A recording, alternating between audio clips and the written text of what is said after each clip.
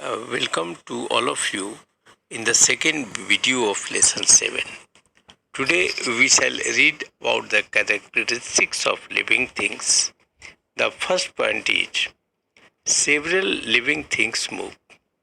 जो पहला पॉइंट है सजीवों के चरित्र का या सजीवों की विशेषता का वह है कि बहुत सजीव घूमते हैं. You can see animals moving. आप जंतुओं को चलते हुए देख सकते हैं.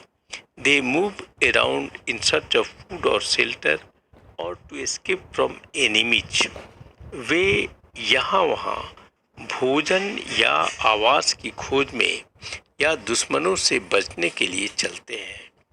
Besides, their body parts move in different ways. इसके अलावे इनके शरीर के अंग अलग अलग तरीके से चलते हैं. Plants do not move around in search of food and shelter. भोजन और आवास की खोज में पौधे यहाँ वहाँ नहीं चलते हैं. However, you can observe movement in a plant when you touch the leaves of the mimosa or touch me not chui plant, or in sunflower as it turns to face the sun. फिर भी एक पौधे में गति देख सकते हैं जब आप मिमोसा या टच मी नॉट पौधे को छूते हैं या सनफ्लावर जैसा कि सूर्य की ओर मुड़ जाता है. Similar kinds of movement are also visible in the leaves of orchid tree, कचनार and flowers of lotus and water lily. समान किस्म की गति ऑर्किड ट्री की पत्तियों और कमल और वाटर लिली के फूलों में भी देखी जाती हैं. As you have seen, some non-living things can move too. जैसा कि आपने देखा है कुछ निर्जीव भी चल सकते हैं, but they do not have the other characteristics present in living things. Hindi में लेकिन उनके पास सजीवों में मौजूद अन्य स्वभाव नहीं होते हैं. The second point of the characteristics of living things is all living things are made up of cells. सभी सजीव कोशिकाओं के बने होते हैं.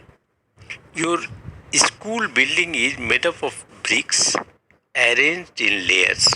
आपके विद्यालय की इमारत परतों में सजी हुई ईंटों से बनी होती है. A brick is the smallest unit of construction. निर्माण की सबसे छोटी इकाई एक ईंट है. Similarly, living organisms are made up of teeny units called cells. समान रूप से सजीव छोटी इकाइयों से बने होते हैं जिन्हें कोशिकाएं कहा जाता है. Some plants and animals consist of only one cells. कुछ पौधे और जंतु केवल एक कोशिका के बने होते हैं.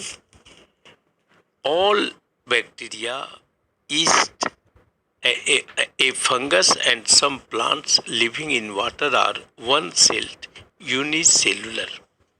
सभी जीवाणु, यीस्ट, एक फंगस और कुछ पानी में रहने वाले पौधे एक कोशिकीय होते हैं.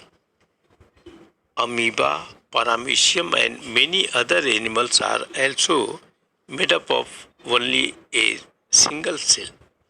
अमीबा, paramecium और कई दूसरे जंतु भी केवल एक कोशिका के बने होते हैं. There is no change in the number of cells throughout their life cycle. उनके जीवन चक्र में पूरी जिंदगी कोशिकाओं की संख्या में परिवर्तन नहीं होता है. The bigger the animal, the greater the number of cells. जितना बड़ा जंतु इसके शरीर को बनाने वाली कोशिकाओं की संख्या भी उतनी ही बड़ी होती है, but they also begin their life from a single cells. लेकिन वे भी अपनी जिंदगी एक कोशिका से प्रारंभ करते हैं. Now today I am concluding my topic. I shall meet with you in the next video. Thank you.